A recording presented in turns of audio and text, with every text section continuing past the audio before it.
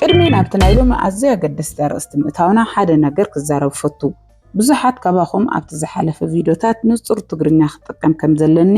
ርእይቶ ሂብኩም ነይርኩም ስለዚ ንሕቶኹም ብምኻር ሎሚ ዝያዳ ንጹርን ጥዑምን ትግርኛ ብምጥቃም ብዛዕባ ለባምነትን ብልሕን ደቂ ኣንስትዮ ክንዘራረብ ኢና ሎሚ ሓንቲ ለባም ጓል ኣንስተይቲ ኣብ ዘረባ ኣብ ተሓሳስባ ኣብ ግብራን ክትጥቀመሎም ዝግባኣ 8 ወሰንቲ ነጥብታት ንርኢና እዞም ነጥብታት እዚኦም ክብረትኪ ዝውስኹን ንዓወትኪ መንገዲ ዝፀርጉን እዮም እታ ቀዳመይትን ኣዝያ ወሳኒት መለለይት ለባም ጓል ኣንስተይቲ ጥበብ ኣብ ኣዘራርባ እዩ ብዙሕ ሰብ ዘረባ ጥራይ ዝመስሎ ንሳ ግን ስቕታውን ቋንቋ ምዃኑ ትርዳእ እያ ንኣብነት ኣብ ዘየድሊ ክትዕ ወይ ሓሜታ ክትኣቱ ኣይትረአን ሰባት ክዛረቡ ከለዉ ስምዒት እምበር ተሃዋኺት ምላሽ ኣይኮነትን ዝተዛረብክዎ ቃል ንሰብ ካህንእ ድዩ ወይስ ክቕስል ኢላ ቅድመ ምዝራባ ትመዝን ሓንቲ ለባም ጓል ኣንስተይቲ ብዘረባኣ ሰላም ትዘርእ ዝተጨነቁ ተጽናዕነ ንዝተጋገዩ ድማ ብጥበብ ትእርም እንተዘይ ኮይኑ ክብራ ንምርኣይላ ድምፂ ኣይተልዕልን ዘረባኺ ንጹርን ሓፂርን ክኸውን ከሎ ክብርኺ ኣብ ቅድሚ ሰባት ኣዝዩ ይውስኽ ንስኹም ከ ካብ ምዝራብን ስቕ ካብ ምባልን ኣየናዩ ዝኸብደኩም ኣብ ኮመንት ጻሓፉልና ክንመሃረሉ ካልኣይ መለለየት ሓንቲ ለባም ጓል ኣንስተይቲ ስምዒታታ ክትቆጻጸር ምኻላ እዩ ዓለምና ብብዙሕ ፈተናታትን ዘቆጥዑ ነገራትን ዝተመልአት እያ ለባም ጓል ኣንስተይቲ ግና ንስምዒታታ ከምልጎም ጌራ ትሕዞ እምበር ስምዒታታ ክመርሖ ኣይትፈቅድን ንኣብነት ሓደ ሰብ ምስ ዘቆጥዕኪ ወይ ዘይተፀብኽዮ ነገር ምስ ዘጋጥመኪ ብእንኡ ብሕርቃን ምላሽ ካብ ምሃብ ሓንሳብ ደው ኢልክ ምትንፋስ ዓብዪ ብልሒ እዩ ለባም ጓል ኣንስተይቲ ሕጂ ትዛረበሉ ጽባሕ ከጣዓሰኒ ድኢላ ተሓስብ እያ ስምዒትኪ ክትቆጻጸር ክትክእል ከለኺ ንመንፈስኪ ሰላም ትህብዮ ነፀላእትኺ ድማ ዕድል ኣይትህብዮምን ብስምዒት ተደርኹ ዝውሰድ ስጉምቲ መብዛሕትኡ ግዜ ናብ ጣዕሳ እዩ ዘምርሕ ስለዚ ለባም ጓል ኣንስተይቲ ንውሽጣዊ ሰላማ ካብ ኩሉ ንላዕሊ ትሕልዎ ሓደ ሰብ ምስ ዘቆጥዐኪ ቅድሚ ምላሽ ምሃብኪ ካብ 1 ክሳብ 10 ቁፅሪ ቁፀሪ ኣብ ህይወትኩም ብስምዒት ተደሪኽኩም ዝወሰድኩሞ ስጉምቲ ተጣዓስኩም ትፈልጡ ዲኹም ኣብ ኮመንት ጻሓፉልና ኩላትና ክንመሃረሉ ሳልሳይ መለለየት ሓንቲ ለባም ጓል ኣንስተይቲ ንገዛ ርእሳ ዘለዋ ልዑል ክብሪ እዩ ንገዛ ርእሳ ምኽባር ማለት ትዕቢት ማለት ዘይኮነስ ንመንነታ ንኽብራታ ንዓቕማን ኣጸቢቓ ትፈልጣ እያ ማለት እዩ ሓንቲ ለባም ጓል ኣንስተይቲ ሰባት ብኸመይ ክሕዝዋ ከም ዘለዎም ብተግባራን ብባህርያታን እያ መንገዲ ትሕብር ክብራ ኣብ ዘይሕልወሉ ቦታን ዋጋ ኣብ ዘይወሃበሉ ዝርርብን ብጥበብ ርእሳ ተርሕቕ ካብ ዝኾነ ሰብ ንላዕሊ ኣነ ንርእሰይ ክኸብር ኣለኒ ኢላ ተኣምን ንርእስኺ ክትኽብሪ ከለኺ ሰባት እውን ንዓኺ ንምኽባር ይግደዱ እዚ ክብሪ እዚ ድማ ካብ ውሽጢ ዝምንጮ እምበር ካብ ጽባቐ ገጽኪ ወይ ካብ እትለብስዮ ክዳን ጥራይ ዝመጽ ኣይኮነን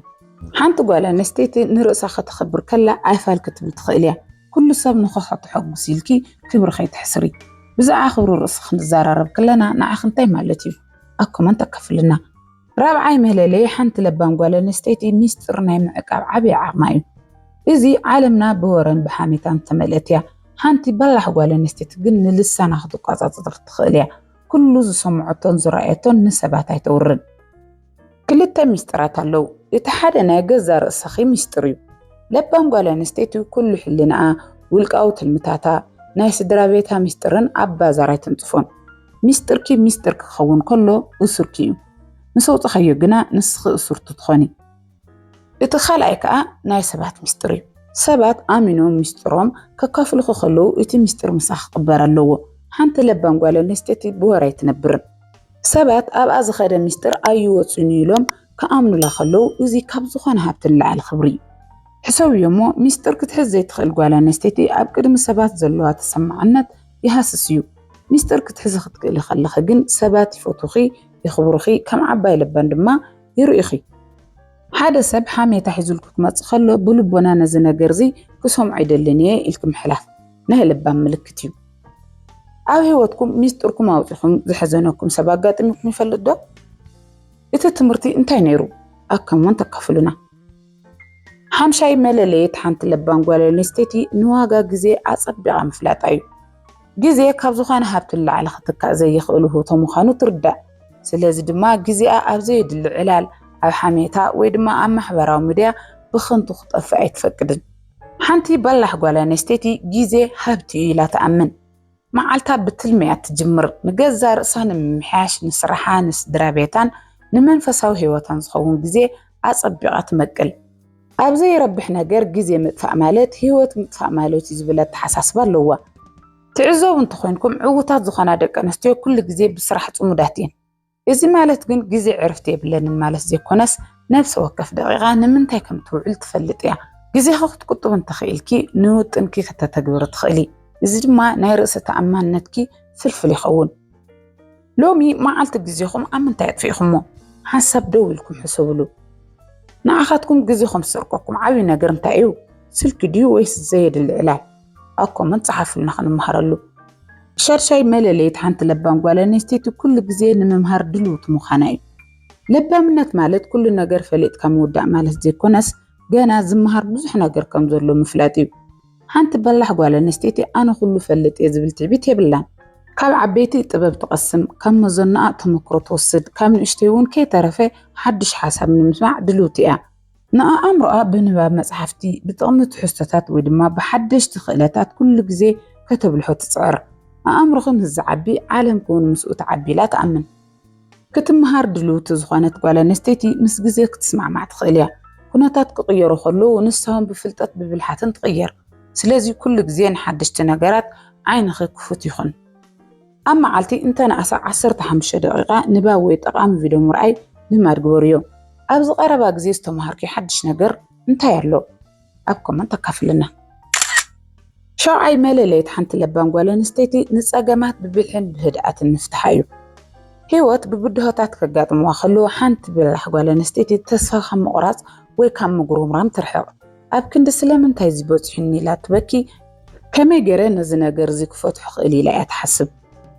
ساقامات نعاخن مسبار زي كونس نعاخن مهنات كزموتو تردع أو جزي جنكي أمرأة أهدي عمفتحت دلي نسان ساقامات ناقز رأسات رايزي كونت نسدرابيتان نعرختان ون كي طرفه مصنع عنعتن من مخارتنيا ببالحي ساقامات كتفتح تخيل خلخي أب كباب خزولو سبات نعاخي خم عند جيرو ميروخي إذا جمع ناي لبا منتك عبي مراقا جزيو زخونة ساقام كقاط مكخلو قدم سمعيتا مخانكي سلست خطوس ديوم التخيل مفتحتات أو ورقة صحفي أب هيوتكم ببالحيز فتح خما عبي بدهو قالو ديو نخالقت ممهر خون أكو مصحفلنا شامنا إتنايمو ودأتانا زغل الزتقالالة نحانت الملاليت بانقوالا نستيتي لقاسن دن قاسيت المخاني لبا منت بالحت رايزي كونس نسبات برهرهان بتحتنا المرأيو حانت بلح قوالا نستيتي نخالقت المحقاز نمتبعان ندحريتي تبلن لقاسن نتكن بالكلنا قنزب طريق مالس زي كونس صبوق على المزراب نستشقرو مسمع ويدمانا حادثة بتسفى مهبي قالوا السبات انتا يسمعوا عملو يلا كتحسب تخيليا سبات أبطغاه خونو خلو سلام من فقرن كسمعهم كله إذي ناحق أن يوشت أو طبقا في الفليو حانتي لبهم قوالا نستيتي ببلهات تخبر بتحتنا دما التفتايا لو هات نعاخذ حسر زي كونس نمنت زيادة زنت عبارة عبي مرأي لو ما عنتي نحادة سبصبوق قلب مزرا وبمحقاس كتوعلو فتنو كابزو مشمونتا نتبتات نعاخم سيارة زفتخمو ويكتسرح لزدولخم نتبي أين أيو أكم أنت كفلنا بأركز أزم شمونتا نتبتاتنا زينا لما عند فيديوهاتنا نيروم زيوم أب هيوت كخطة تقوريم ترى جميركي نرأس خطرة زي كونس نخباب يخون كتكير أخي زي فيديو انت رأفتكم ولا كتقوروا يترسعكم أول نخلوت حاتنا نمزح شير قبروا حدش تفخنكم سبسكرايب بالمقوار سدرا بيتنا خونو أبزغط الفيديو كسام نرخد سلام تبدعون مثل سبع علم.